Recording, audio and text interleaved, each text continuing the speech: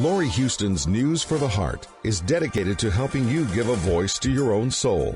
Our hearts have the power to free us from pain and the struggles that keep us from awakening to our true essence. Join Laurie now as we delve into our heart and soul to find the path that will open us to the possibilities and lead us to the life we love to live. And good afternoon. This is News for the Heart. And today, always one of my favorite days, I have Tom Campbell with me. Tom is a nuclear physicist.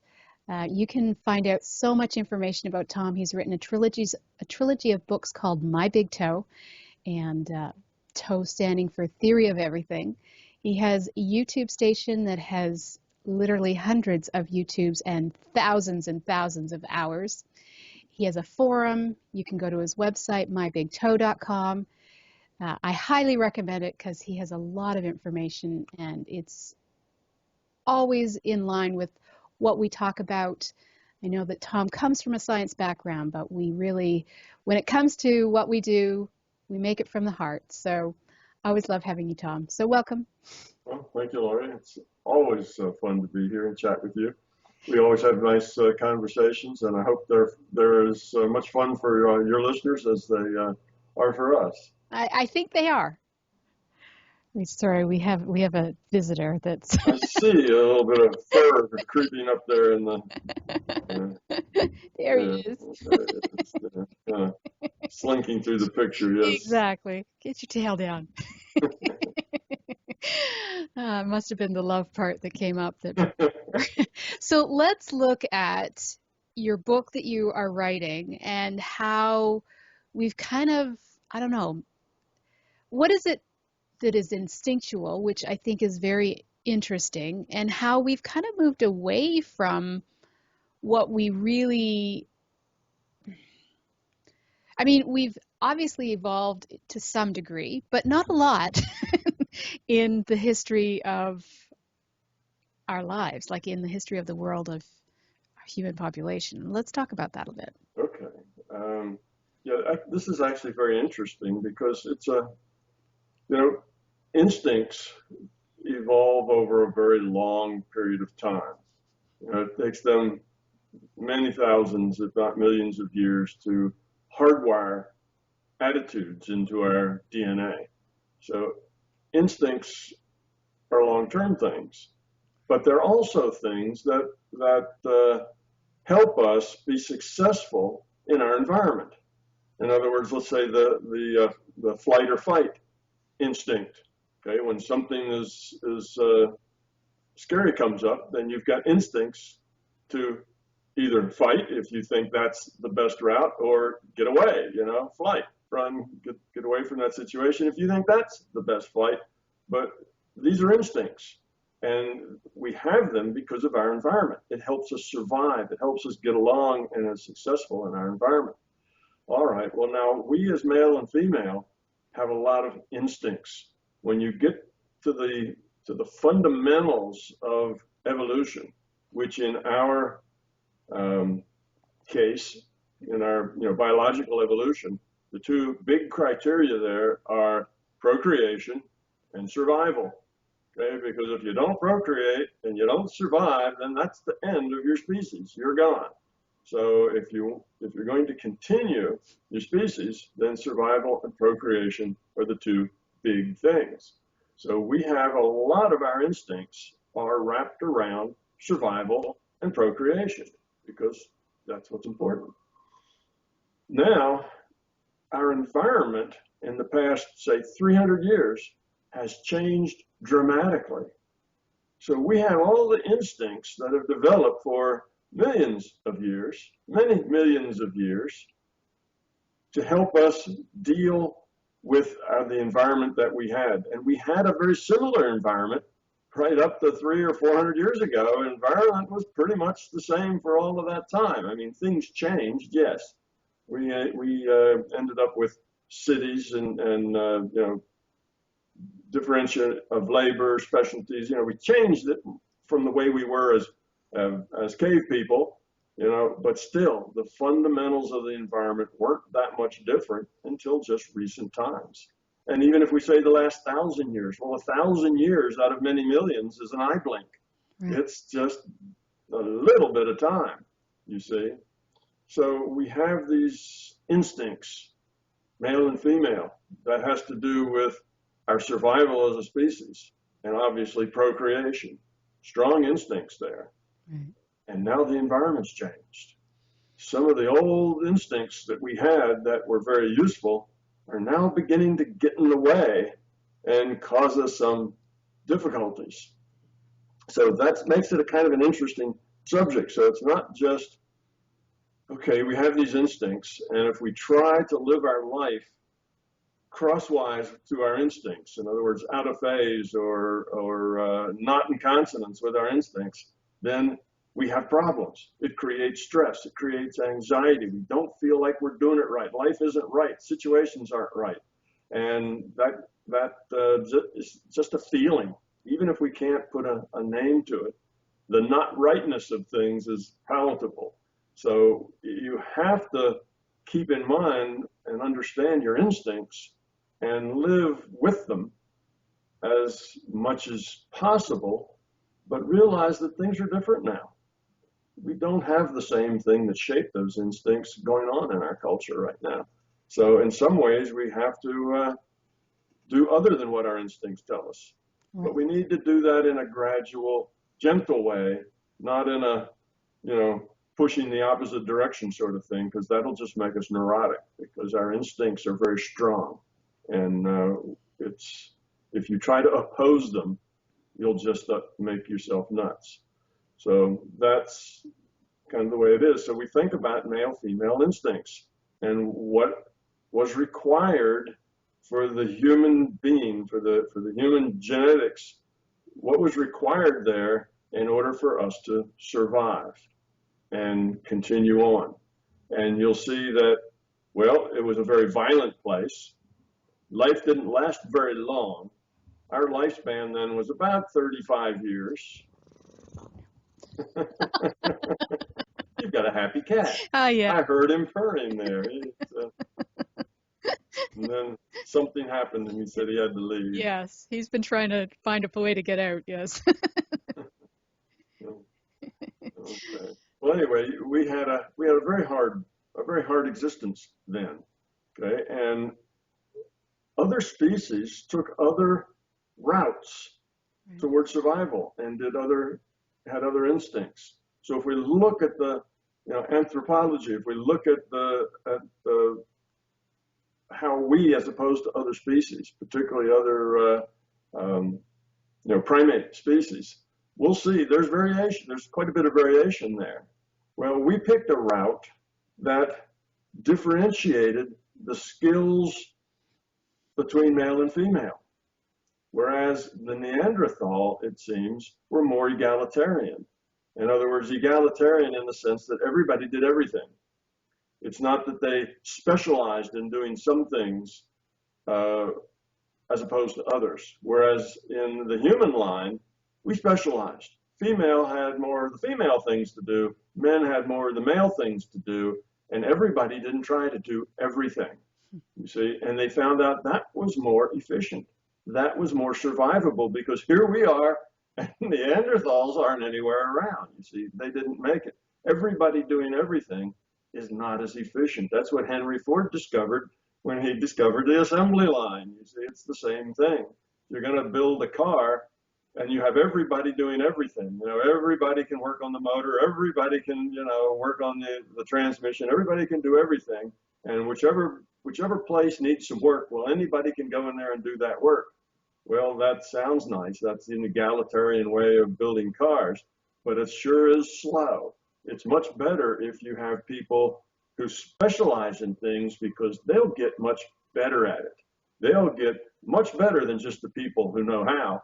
They'll be fast. They'll be accurate. They'll be much better because that's what they do. That's all they do, and they're very good at it, you see.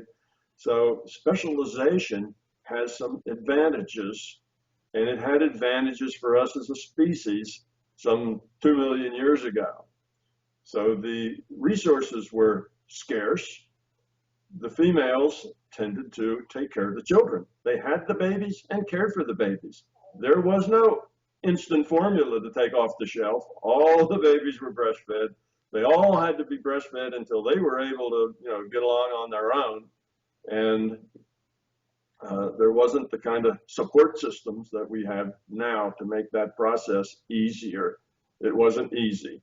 And there was no real understanding about, the getting pregnant process or whatever. So ladies were pregnant almost all the time, or lactating, or, taking care of children. And they only lived, the adults only lived about 35 or so. So a woman's entire life, she was, Breeding. birthing, nursing and raising children. And to that job, that's what she specialized in. And as a species, we needed that, because that's the survival and procreation. If you don't take care of those babies and get them to grow up to where they can reproduce, well, your species is going to disappear. You're going to become extinct. So we had the ladies, that was their specialty. That's what they did. And because that then made it difficult, if they were really good at that, then they weren't so good at defending the perimeter, fighting off, the saber-toothed tigers or the other band of humans that wanted to take their nice cushy cave that they had, or that sort of thing. So the men did that. So the men were the providers, went out and found the food and brought it back. They were also the protectors. That was their specialty. So the women got smaller, the men got bigger. They're not all the same size. The women didn't need as much of the food that way, so less food could go further, because they didn't have to be big enough to go fight tigers and wrestle a deer to the ground. That wasn't their job. So we evolved to that separation of duties, if you say. That was more survivable. And there's some people who feel that Neanderthal didn't make it for the very reason that they were egalitarian, and that wasn't efficient enough to survive. And there were times when the human race was close to maybe not surviving. It wasn't always an easy thing. Now, of course, we've totally overrun, the entire planet and every nook and corner of it. But it wasn't like that then. The human race could have snuffed out too. It needed to get efficient to survive. Right. So we can look at that. And well, when it comes then to sexual interaction, we see that a woman is looking for a man to take care of her and provide for her. That's important to her. That's the key thing. That's what the men bring, that's what her man brings to her, is protection and provisioning. And the guy is looking for a female who will carry his genetic material through to the next generation. In other words, bear his children and take care of those children so that they survive long enough to procreate themselves and pass that gene on. So everybody wants, the big push in survival and procreation, it can boil down to getting your genetic material to go on into the future. Okay, that's the idea. Well, for the male and female to then form this pair bond made sense. You see, it helped that genetic material of both of them to get passed into the future. Without the man, well, the female could have babies, but who would take care of them when she couldn't go out and fight the battles and bring in the food and have the babies and take care of them? She couldn't do that, you see. So if we didn't have the pair bond between man and woman, then yes, you could have everything being communal. All the men took care of all the women, and all the women took care of all the men. But that didn't assure that a particular man or a particular woman's genetic material was going to survive. It was kind of more or less, up to chance.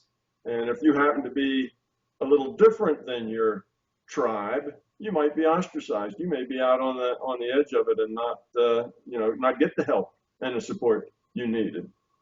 Whereas if you are pair bonded with an individual and the two of you have agreed to, you do your share, they'll do their share, and it will, it'll work out. then that's why we are the way we are. That's why we have these attitudes. That's why men look at women and they see, I guess I should maybe not say this, but they see a sex object. They see someone who would bear their children. They see someone, that will produce children for them that will carry their genetics forward. Women look at men and they see somebody who has the wherewithal, the intelligence, and the strength, and the position, and whatever, to take care of them. So they see somebody who's successful as far as being able to provision and take care of them. It's a different way that we look at each other, because that's kind of the way it is, you see. So now for a man, he has an advantage if he can impregnate lots of women. Then even though he's not taking care of all of those babies to make sure that they will then be able to reproduce themselves, he's raising his statistical chance of getting his genetics moved through into the future, you see. So he still kind of looks around, and for him to cheat, if you will, on that situation, well, you can see that genetically and from a survival and procreation, that's not a bad, that's not a bad deal for him. So he constantly may be looking, you see. But on the other hand, if he needs this woman to work with him to make sure that at least some of that genetic material of his makes it through, because those other ones are just left to chance. Well, they may survive, they may not survive. Those children don't have him or anybody else looking after them, then their probability of survival is not nearly as high as the children that he looks after himself, that he makes sure those children get what they need, get provision, get protected, and grow up to be able to reproduce. So you see, his best bet is individually with a female, a pair bond. The outside bet that is a lot more chancy is with anybody, with any female who will accept him. Right. Okay. So which that's may the or way, may not be his. So that's the thing. which may or may not be his, and he won't know, and they won't know. Exactly. So nobody really cares, and in that case, nobody's really taking provisioning and protecting of that female that seriously either. Right.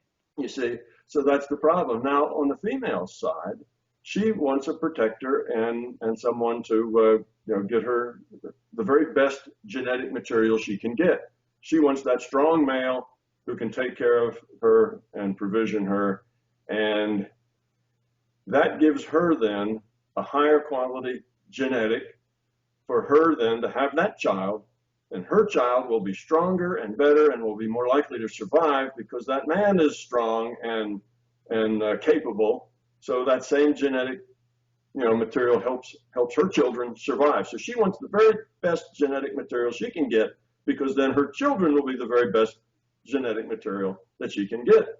So she looks around and she sees some genetic material that's looks like it's a little better than the one she has in her husband, then she has an instinct, or she has an advantage if she goes ahead and mates with that guy too, because he's got this really, really good genetic material. He's very strong, he's powerful, he's smart, he's all the things that you want your children to be. So then she also has this idea of cheating, if you will, because that would give her then some superior genetics, and that would pass those on to her children, who now have a higher probability of surviving. So you see, both male and female have their instincts to be pair bonded, because that's the secure bet, and also to do other, to kind of spread themselves around a bit, because that's the chance. On an off chance, that may help. So that's just the way we're made. So, women do find other men other than their husbands attractive, and they do feel attracted to them. And men do feel other women, except, besides their wives, attractive, and they're attracted to them. That's just the way we are. But we also find that pair bond to be the highest probability, the most sure and secure route to getting our genetic material moved through into the future, because those children have to survive which means it not only does the female have to take care of them, but the male needs to protect them and resource the children as well as they do their wife. So anyway, that's kind of the genetics that leads us to where we are and how we are. Right. So we've got a lot of things going on in our genetics. We do have, this idea that, well, once you get married, then you don't notice or see anybody else, of the opposite sex. They just suddenly disappear, become irrelevant. That's not true. That's not the way we're made. We are a lot more complex than that. Well, now here's the thing that is also interesting here. So the lady takes care of the children, raises them, and nurses them, and whatever, and the husband takes care of the wife. So his wife, when I'm saying wife, whether there's a marriage or not, is irrelevant. I mean his woman, his mate, whatever. So his baby's mama. Yeah. So that worked that way, and was very functional that way, where they split these two areas of expertise. So the women were basically in charge of, and the experts, the most competent when it came to the inside stuff, the relationship stuff. Okay, so they're if you will, the dominant one in the inside stuff. What's going on in the family? Who's doing what to who? What does little Johnny need? What does little Susie need? What do we have to get for them? How is this family going to work? And what are the family's needs? And then she communicates these needs to her man, who's then in charge of the outside stuff. How am I going to get these things for my little Johnny and Susie and for my wife? And I need to keep them from starving, because otherwise my genetics don't get moved through if my family starves or if they get eaten by bears or whatever. So then he does his outside stuff. So he becomes dominant in the outside world. And that's the way it has worked for men and women. Now we get to 500 years ago, 300 years ago, and suddenly this thing that worked for us for a long time doesn't really apply as much as it used to. You see? We don't have to have this, the men go out and have to dominate the outside world and the women dominate the inside world. And with the two of us working together, we can survive. Now, the world out there isn't that dangerous. There aren't saber-toothed tigers hiding behind every bush. There aren't groups of other humans with spears trying to take our stuff. You see, we've gone beyond that day. We live more than 35 years. You see, we have time past the childbearing ages to think about. It's a totally different world out there. So the women don't need the men to protect them nearly to the degree that they used to. You see, it's not that sort of thing. The women can now also go out in the world and do and deal successfully in that world, whereas before they could not. They had little babies hanging all over them. They had infants to breastfeed. They had, all the other things to do that was their specialty. And now we've got daycares for that, and instant formula, and birth control, and all sorts of other things have changed the dynamic between males and females. We don't live in that same world that we lived in for all of our existence as humans, except for this last eye blink of 1,000 or 500 or 300 years, when it got to be a kinder, gentler place. You see, now we're struggling with that change in our roles, and that's kind of where we are in our current society. Men have to it's not really rethink, but renegotiate, you see, their role in this, because they're not just the protector and the provisioner anymore. And the women have to rethink their roles in this, because they're not constantly in baby care and feeding and having, that's not their only possibility. So everybody now has more choices than they used to have. You have to think of it not in terms of what was taken away, but what's offered new. What are the new choices that we all have? And how can we deal with that? And how can we also maintain an arrangement that is in consonance with our instincts. Because as we start living outside of our instincts, we get neurotic. we get, we get stressed. It doesn't work for us. We've got these instincts, and you need to give those instincts their due. So even if we have to change lifestyles because the environment has changed, we have to realize who and what we are. We've got hardwired instincts, as people say, part of our wetware, wet being the central nervous system and the brain and all the damp organs that function in our nervous system. We have to work with that in a way that is not opposite or even cross current to it. We have to realize that is where our happiness, that's where our fulfillment. See, what is happiness and the fulfillment and satisfaction? Those are deep feelings. Those aren't intellectual feelings. Oh, I as a female can go out and get a job and support myself, and I don't worry about tigers and things like that anymore, you see.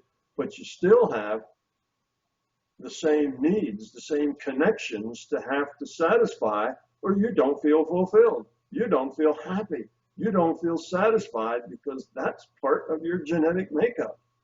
So you see, so it's not like we can just intellectually change things. Oh, okay, we see everything's changed now, so we'll just be different. Right. Well, you'll be different, but you're going to be neurotic. You're going to be unhappy. You're going to be not satisfied. Things aren't going to feel right to you because you've got instincts that tell you you're not doing it right. You're not being right. Okay, you're an executive. You're out there and you're a lady and you're in an important position and you have children, but somebody else takes care of them and raises them. You don't because you're too busy. You have childcare and nannies and everything else, and somebody else educates your children. Somebody else raises them. Somebody else feeds them. You see them at night, say good night or whatever, and you're doing that, and you should be happy, right? Because now you're a big success out there in the big world, and what do you feel? You feel miserable. You feel unhappy. You feel unfulfilled. You feel like you're not doing it right. And that's because you're crosswise to your instincts. So it's not that you can't do those things. It's that you have to decide, do you really want to do those things? What does it mean to be female? What does it mean to be a woman? And you have to take into consideration your wetware, your central nervous system, your instincts, your DNA has to all be a part of that. Because if you run crosswise to it, you won't be satisfied, fulfilled, happy, have that sense of being secure, and that the world is all the way it feels right. The world's the way it ought to be. You got that right feeling. And we're not saying that women can't go out and hold positions, but if you want to be really, truly happy at it, then you have to also meet those instinctual needs. So a woman that's in a cutthroat environment, it's not really meeting her needs to be that dominant, have that dominant masculine energy. It's would more meet her needs if she could do it from a feminine perspective and still be seen as productive in society's eyes, right? So it's absolutely, that's exactly right. So see, we have to kind of rearrange how the world works and the way we see things in order to do that. Yes, it's a good idea for women, if they want to go out in the workforce. It's also a good idea, if women want to stay home and take care of children. Absolutely. You see, it's not like we should say, well, one of them is you have a real life if you go out and work in the world, and if all you do is stay home with children, you don't really have a real life. You're just, that's not true. Staying home with those kids is as real a life, and perhaps emotionally a richer, more satisfying life than anything else that you will do, because that's the way your instincts work, you see.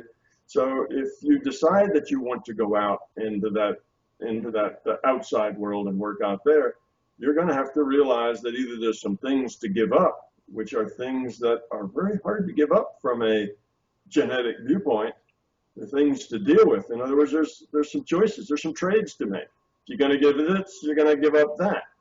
And that these trades aren't just intellectual. You have to deal with yourself at the being level, and that's important. Now, on the other side, the culture needs to change such that we support women being women, in other words, being female in the workplace. You see, before, that outside world was a man's world. That's where the men worked. That's where they, brought home the bacon and they, protected their family and so on. Okay, now the women moved into that world, but they moved into it as a man's world. Exactly. The business world's the man's world. That's his territory for the last, 2 million years. And it's run in a way that suits men to have run it, because it was only men in it. All the women were at home with babies, pregnant and nursing and taking care of children. You see, again, lifespans were short. So now that's different, and we need to have different attitudes toward the business. And we it's will really find only out. been, really, it's only been since the World Wars, right? That women even came into. Right, we're talking 40, 50 years. Exactly. Right. It's been like 50 years. That's not even an eye blink, that's not even a twitch in the evolutionary scale. Right. Exactly. But the businesses need to realize that high drive, what did you call it? Where you have to be obsessed and give your soul up to to your job. Nothing else can exist in your life but your job. That kind of a thing is not healthy for anybody. Well, yes. You see, it's not healthy for anyone. And it's very incompatible with women being in the workplace and still being women, doing the things that the women need to do to get their sense of being. You see, so these are the changes that the society needs to make. You need to be able to, the ladies will need to have an environment to work in that is amenable to them being women. In other words, they'll have to say, I have to take a week off because my children have the measles. Well, that has to be okay. Now, on the other hand, if you take a week off because your children have the measles, then you're not going to be able to compete with the people who don't take the work that week off, because they will have more experience, more practice, made more contacts in that week while you were gone. They will just do better in that world because they don't take the week off. Right. Okay? And they took your clients, so they somebody had to take care of your clients during that time that you were home with the babies, right? They took care of your clients. So that's the thing. The ladies are going to have to realize that they've got this double job to do in that sense, and they have to juggle that. And if they're going to be happy, they're going to have to juggle that in a way that makes them feel okay about themselves. And that's different for every woman.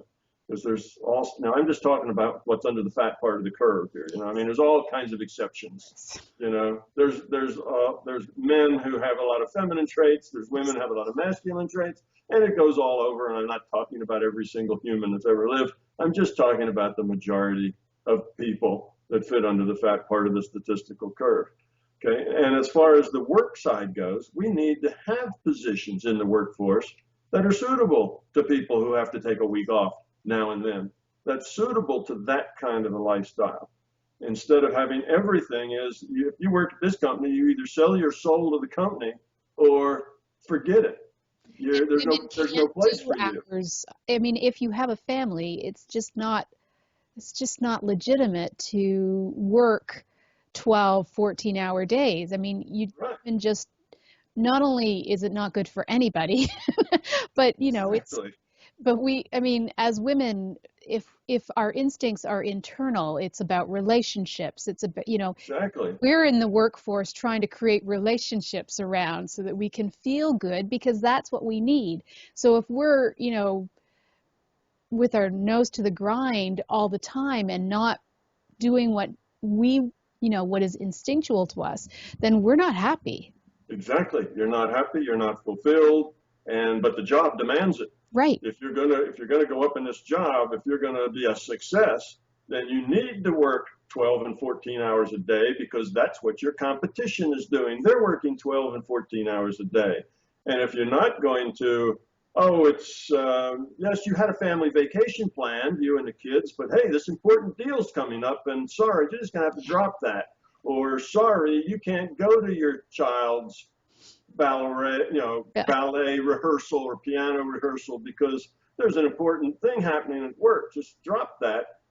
If you're not willing to give up that relationship thing, which is your specialty and where your instincts lie, then you see, it's a tough place to work. Now, we would like to say that the workplace should not be that demanding, Right. you see, but as long as there are people who are going to compete for those jobs, and if that competition is going to work those hours and sell their soul to the company store, well, then you're going to have to realize that maybe that's really not what you want, to climb that ladder, to get that applause because you're the executive director of a corporation. Yeah, yay, she made it.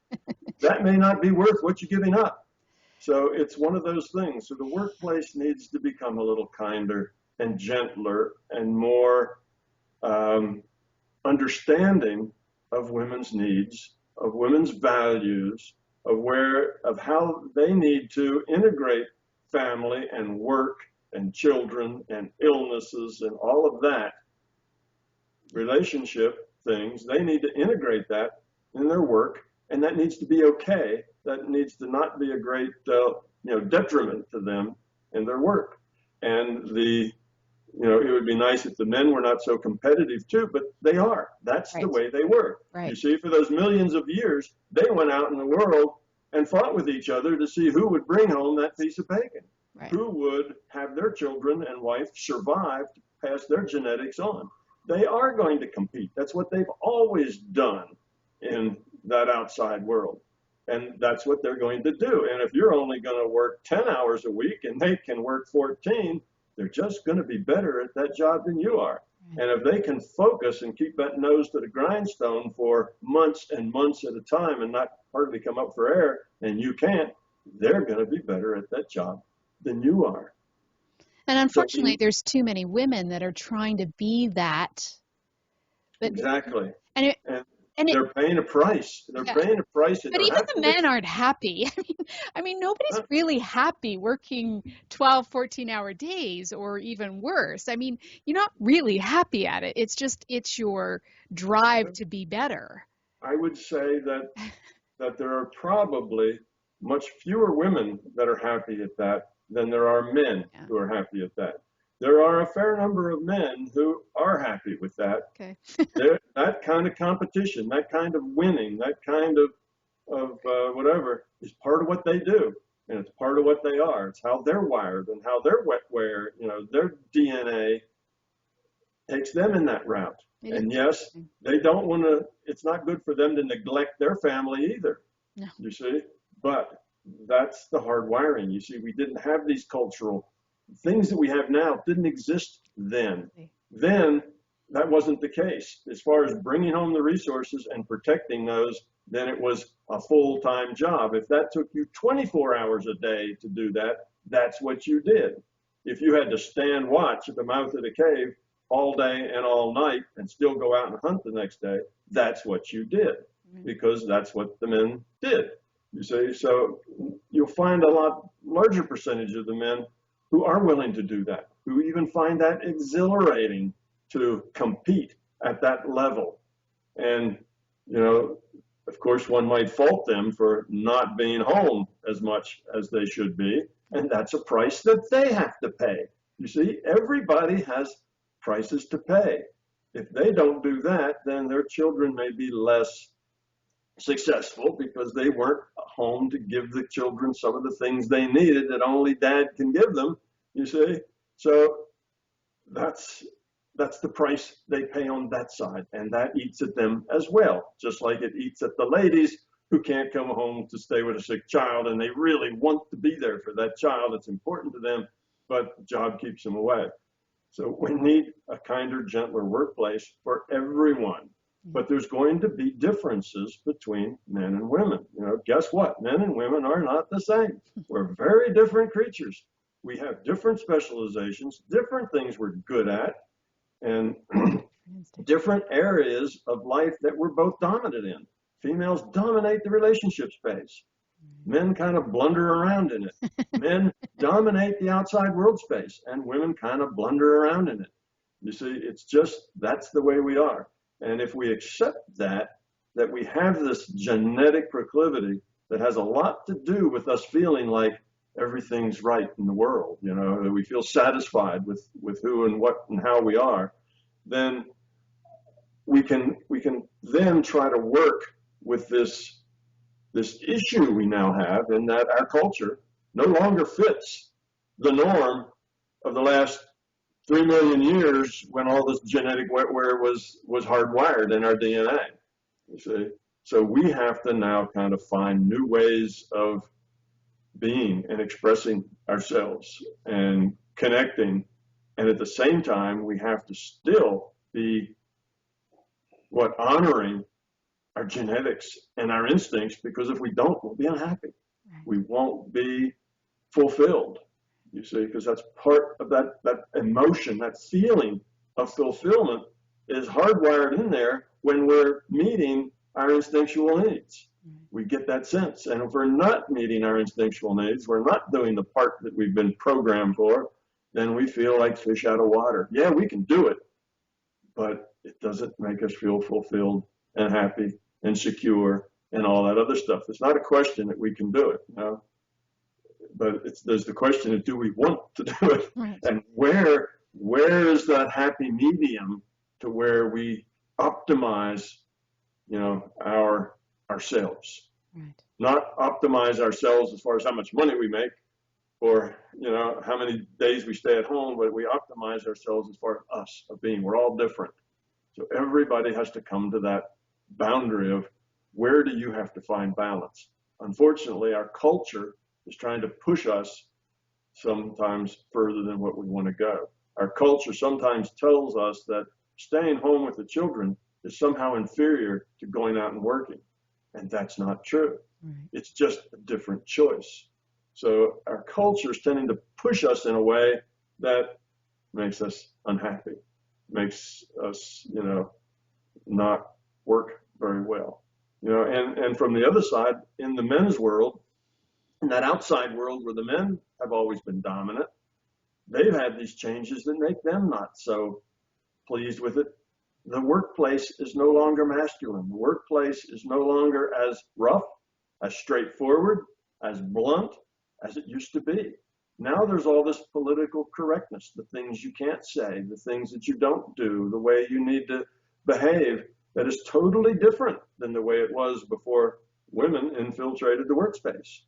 And the men don't like it as much either. It's not the way they are in that workspace. It's different.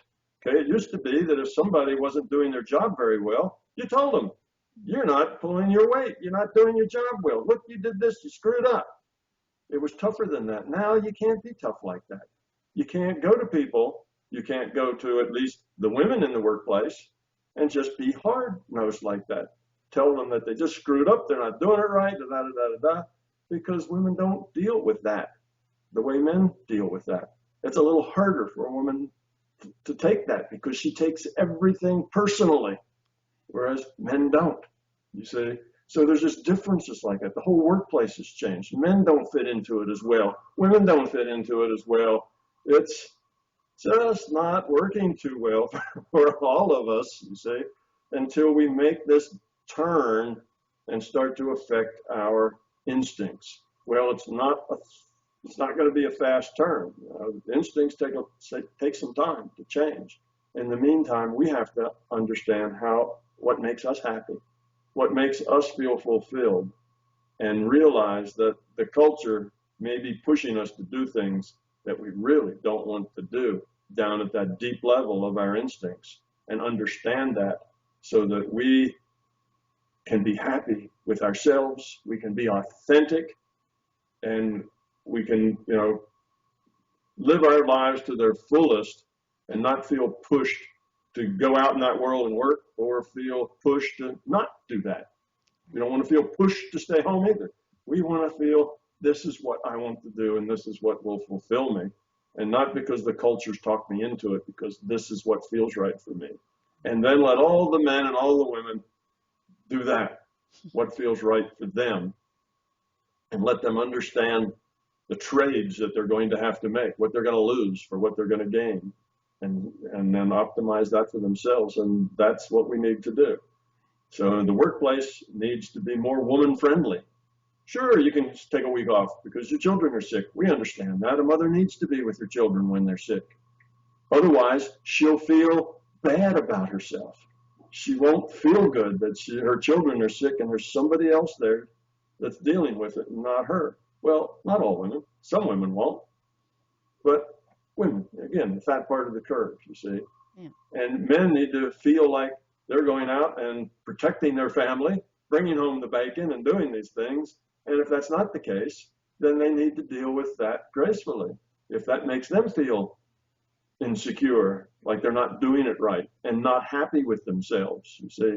So we all have to deal with those issues.